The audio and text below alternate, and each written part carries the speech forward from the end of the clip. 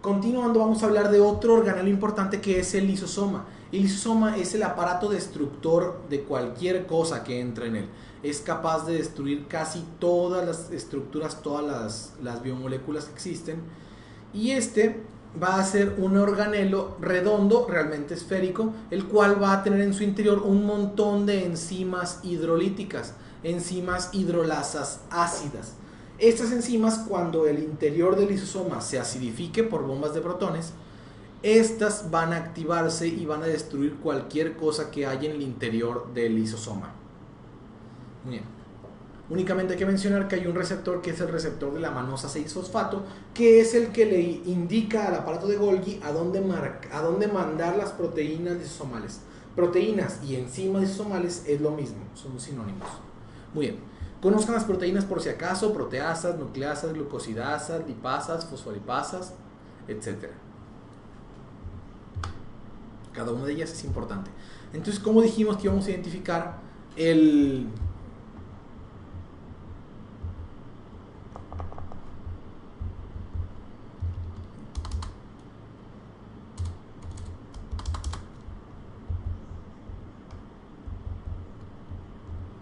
Un segundo.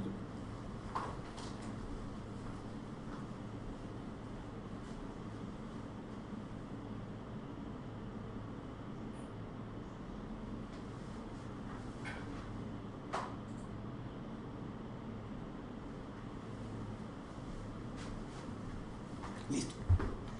Entonces, dijimos que para identificarlas son estructuras semiesféricas, las cuales en su interior van a tener por lo general dos intensidades.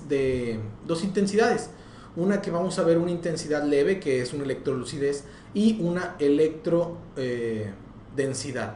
Entonces, colores oscuros y colores claros dentro de la misma estructura nos habla de que esto es un lisosoma y que este lisosoma está destruyendo algo en su interior.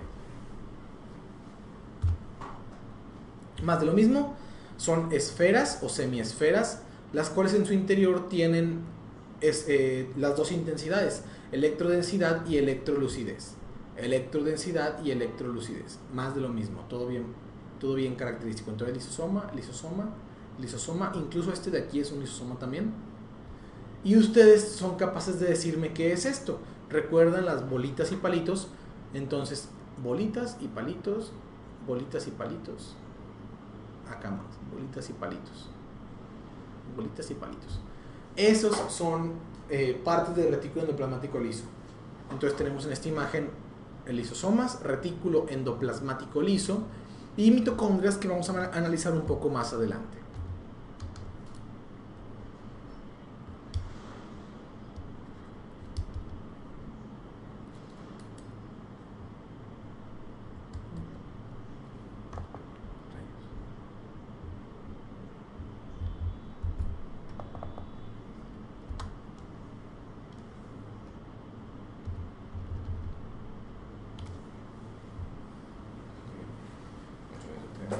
Algo de dificultades técnicas.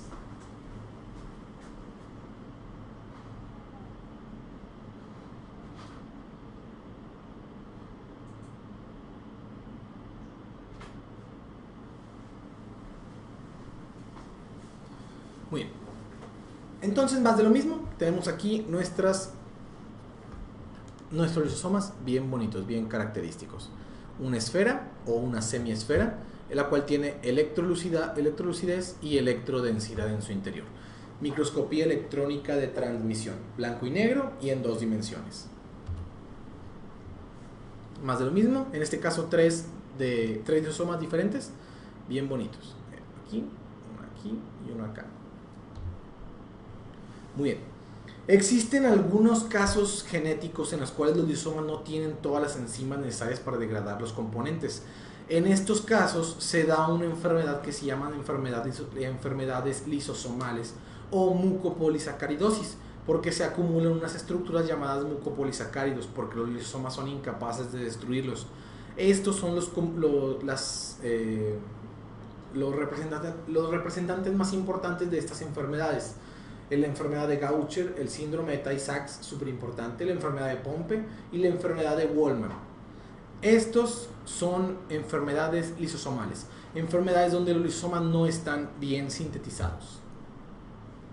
Más de lo mismo, podemos observar el proceso de la destrucción por lisosomas. Los lisosomas pueden destruir ya sea estructuras externas o incluso estructuras internas de la misma célula por un proceso que se llama autofagia. La autofagia o autofagocitosis es el proceso para la destrucción de componentes internos, ya sean órganos viejos, estructuras que salieron mal hechas, no importa, cualquier cosa que sea dentro de la célula, que lo pueden destruir los lisosomas. La autofagia está regulada por dos proteínas, que es la proteína ATG y el complejo mTOR. La proteína ATG es una proteína que ayuda o que hace que se realice la autofagia, y el complejo mTOR es un complejo de proteínas que ayudan para que se detenga la autofagia. Bueno, entonces aquí podemos observar, podemos ver los lisosomas bien característicos, podemos ver algunas vesículas y unas mitocondrias que vamos a pasar a analizar un poco más adelante. Ya es un poco más adelante. Muy bien, entonces aquí podemos observar la mitocondria. La mitocondria, como ya vimos todos en la prepa, la primaria, el kinder, incluso en los cuneros, la mitocondria es el centro de energía de la célula.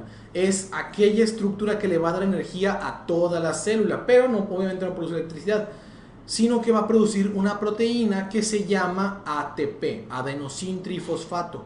El adenosintrifosfato es la molécula de energía por excelencia de la célula y está producida dentro de la mitocondria. Se mencionaba, incluso de hecho ya se tienen bastantes pruebas, que la mitocondria en algún momento fue un organismo independiente de la célula, un organismo completamente diferente, una bacteria, de hecho se cree.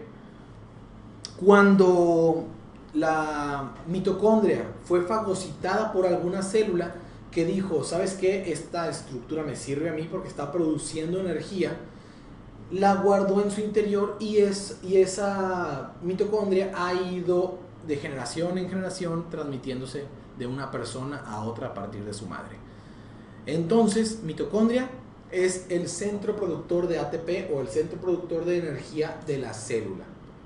¿Qué hay que identificar en la mitocondria? Hay que identificarle componentes, hay que identificarle una membrana mitocondrial externa, una membrana mitocondrial interna, un espacio intermembranoso y una matriz mitocondrial. Estos cuatro componentes son los más importantes de la mitocondria y hay que saber identificarlos. Primero, ¿cómo identifico una mitocondria? ¿Cómo sé yo que estoy viendo una mitocondria? Porque es una estructura por lo general con forma de frijol o de habichuela o de riñón, la cual tiene en su interior unas estructuras llamadas crestas mitocondriales. Las crestas mitocondriales son estas de aquí y característicamente están hechas de membrana mitocondrial interna. La membrana mitocondrial externa es una membrana bastante común y corriente, es una membrana que no nos interesa mucho. Pero la membrana mitocondrial interna es una estructura completamente diferente, una estructura bastante importante, la cual está hecha de un fosfolípido especial llamado cardiolipina. No es cualquier fosfolípido que encontramos en cualquier membrana. La membrana mitocondrial interna tiene cardiolipina y es un fosfolípido ultra selectivo, súper importante.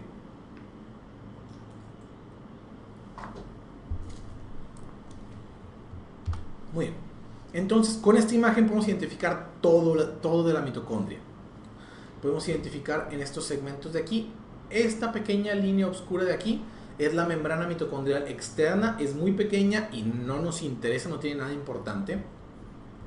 El espacio intermembranoso, este de aquí, e incluso este pequeño segmento de aquí, es el espacio intermembranoso. ¿Qué nos interesa del espacio intermembranoso? Que ahí encontramos el gradiente de protones, un gradiente donde encontramos una mayor cantidad de protones que en cualquier otra estructura de la mitocondria. Y este gradiente va a ser el que permita la formación del ATP.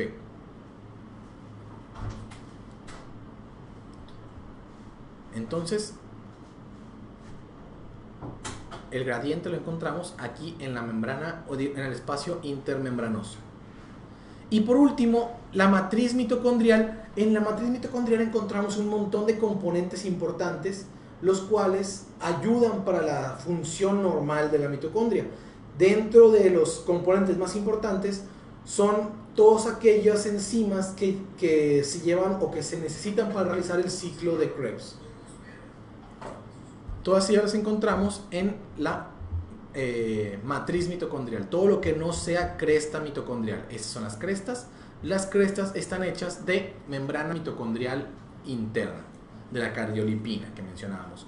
¿Qué más encontramos en la membrana mitocondrial interna? Encontramos la sintasa de ATP, que es el complejo proteínico que forma el ATP a partir del gradiente de concentración de protones, todos los pasos de la cadena respiratoria, así como un componente importante que es el citocromo C.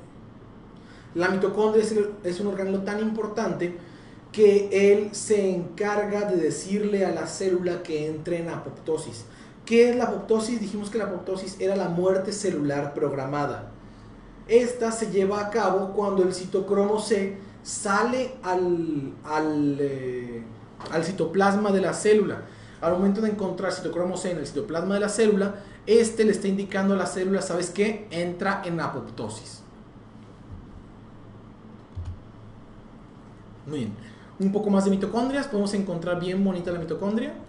Podemos verla con sus crestas mitocondriales, con su matriz mitocondrial y un poco más redonda de lo que normalmente la veríamos. Otra mitocondria bien característica. Pueden tener formas diferentes. En este caso, esta es una mitocondria con crestas tubulares, característica de las células que producen hormonas esteroideas. No se preocupen, ustedes todavía no tienen que saber esto. Muy bien. Mitocondria de apoptosis a partir del citocromo C, ya lo conocemos. Sabemos que el citocromo C se encuentra en las crestas mitocondriales o en la membrana mitocondrial interna. Súper importante. Muy bien. Peroxisomas no nos vamos a detener mucho en ellos porque no hay imágenes en su libro para preguntarlos. Únicamente sepan que el peroxisoma, su principal función es la síntesis y la degradación del peróxido de hidrógeno, del agua oxigenada, una especie radical del oxígeno, la cual se encarga de la destrucción de muchas estructuras diferentes. Es incluso un componente antimicrobiano. Ayuda también para la degradación de ácidos grasos de cadena larga y muy larga. No nos vamos a tener mucho. Proteosoma tampoco nos tenemos mucho porque tampoco hay imágenes en su libro. Proteosoma es el organelo destructor de proteínas. El organelo mediante el cual tú puedes romper una proteína y convertirla otra vez en sus componentes básicos. Para que el proteosoma lleve a cabo su función normal, requiere que la proteína esté marcada con ubiquitina. Muy bien. Citoesqueleto. Este es uno de los componentes un poco más complicados de entender al momento de hablar de la célula. El citoesqueleto es aquel que le ayuda a la célula a mantener su forma, a moverse y a realizar muchas de sus funciones. Como su nombre lo dice, es el esqueleto de la célula. Y este está compuesto principalmente por tres componentes. Unos filamentos que llamamos filamentos delgados, también llamados microfilamentos. Unos filamentos que llamamos filamentos intermedios y unas estructuras llamadas microtúbulos. Estos tres son los componentes básicos del citoesqueleto. Vamos a ver más o menos un cuarto componente que son los centriolos y centrosomas, los cuales más que ser un componente extra del citoesqueleto, es parte de los microtúbulos o está hecho a partir de los microtúbulos. Entonces, como tal, entraría en esta clasificación. Muy bien. Comenzamos hablando de los microfilamentos. Decir microfilamento o decir filamento de actina son sinónimos, es lo mismo. Y estos podemos identificarlos porque son las estructuras más delgadas de todo el citoesqueleto. Va a ser casi imposible observarlos a microscopía, tanto óptica como electrónica. Entonces, principalmente los encontramos en lugares donde creen estructuras macroscópicas, como lo es las microvellosidades de los epitelios. Pero esto lo vamos a ver un poco más adelante. Quiero que ustedes sepan hasta este punto que los microfilamentos Están hechos de actina y forman las microvellosidades. Si ustedes saben eso, van de gane. Los microfilamentos son capaces de crecer o acortarse en un proceso llamado polimerización y despolimerización.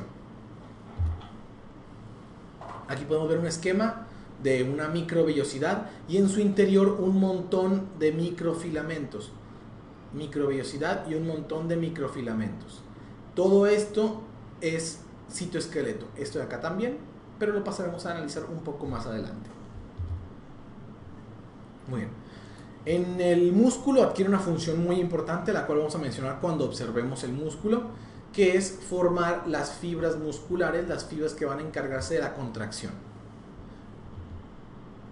Filamentos intermedios son bastante diferentes a los microfilamentos. ¿Por qué? Porque primero no están hechos de actina, están hechos de proteínas diferentes, de múltiples proteínas diferentes, las cuales encontramos entre las tantas queratina, bimentina, desmina, proteína ácida fibrilar glial, neurofilamentos y láminas. Muchas proteínas diferentes. ¿Para qué sirven los filamentos intermedios? Estos son extremadamente importantes al momento de hablar de la forma de la célula, de la morfología celular. ¿Por qué? Porque los filamentos intermedios son sólidos completamente.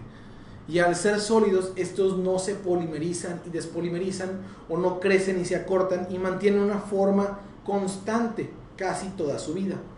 Entonces, eso es la función de los filamentos intermedios. Una función de sostén y estructura. Y están hechos de proteínas diferentes. Si se llevan eso, van de gane. Muy bien. Y los microtúbulos, por último, son el último componente del citoesqueleto y van a ser los más grandes y gruesos de todos. Están hechos de una proteína especial llamada tubulina, la cual sirve a su vez para ayudar al movimiento junto con otras dos proteínas, que es la dineína y la cinesina. Al momento de juntar estas tres proteínas, tubulina, dineína y cinesina, adquieres una movilidad mucho mayor a la de los microfilamentos. Esto lo podemos identificar cuando vemos células que se pueden desplazar incluso con ayuda de microtúbulos, como es el espermatozoide. Los cilios, otro componente móvil de las células, también está hecho de microtúbulos. Estos también son capaces de crecer y acortarse. La forma en la que crecen es a partir de un complejo llamado el complejo MAP, y la forma de acortarse es con una proteína que se llaman las cataninas. Cataninas cortan, MAP crece. Muy importante al momento de hablar de los cilios en un epitelio. Todos los cilios, sin ninguna excepción, están hechos de microtúbulos como tal. Muy bien. Podemos ver bien bonita la disposición de la característica de los microtúbulos.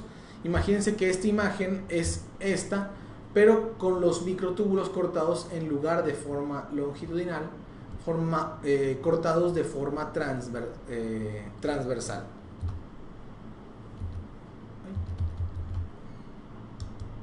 Puedes darle un clic a la pantalla. Gracias. Muy bien.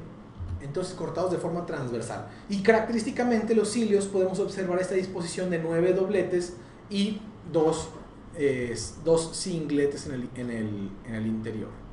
Muy característico. Muy bien. Entonces, todos estos son cilios y ahorita vamos a mencionar qué son esas estructuras de aquí. Muy bien. Cinesina y dineína, súper importante para el movimiento de vesículas, así como de los cilios enteros. Cinesina y dineína. Hay una enfermedad incluso genética en la cual la cinesina no está bien hecha, que se llama síndrome de Cartagener o síndrome de discinesia ciliar, y todos los cilios del cuerpo están detenidos. Por lo tanto, donde haya cilios va a haber problemas. Me gusta mucho este GIF donde vemos a la cinesina caminando, transportando una vesícula bien grandota, y este carril en el cual está corriendo la cinesina corresponde a los microtúbulos. Muy bien. Y como tal, el cuarto componente, que es en sí parte de la familia de los microtúbulos, es el centriolo. El centriolo también es llamado el centro organizador de microtúbulos. Este centro organizador se encarga de la formación y el mantenimiento de los microtúbulos de la célula. Y podemos identificarlo característicamente porque tiene esta disposición de 9 tripletes. 1, 2, 3 bolitas, 9 veces. 9 tripletes es igual a un centriolo. 9 dobletes y 2 singletes, como veíamos anteriormente, es igual a un cilio. Estos son cilios. Este es un centriolo. Si nosotros juntamos dos centriolos uno al lado del otro, se forma una estructura llamada centrosoma. El centrosoma es característico de cuando la célula está en división. Bien, en un esquemita bien bonito podemos observar los centrosomas. Cada uno de estos es un centriolo, este de aquí y este de aquí, pero juntos se consideran un centrosoma. Y es lo mismo que un centriolo, es un centro organizador de microtúbulos. Todos los microtúbulos nacieron de esta estructura de aquí. Adquiere especial importancia, como mencionamos, en la división celular, para formar o para traer como tal el uso mitótico a su lugar. Muy bien, microscopía electrónica de transmisión, donde podemos observar esta imagen de aquí. Ustedes ya saben identificar perfectamente que este es un triplete y este de aquí es como si lo viéramos, en lugar de cortado transversalmente, cortado de una forma longitudinal.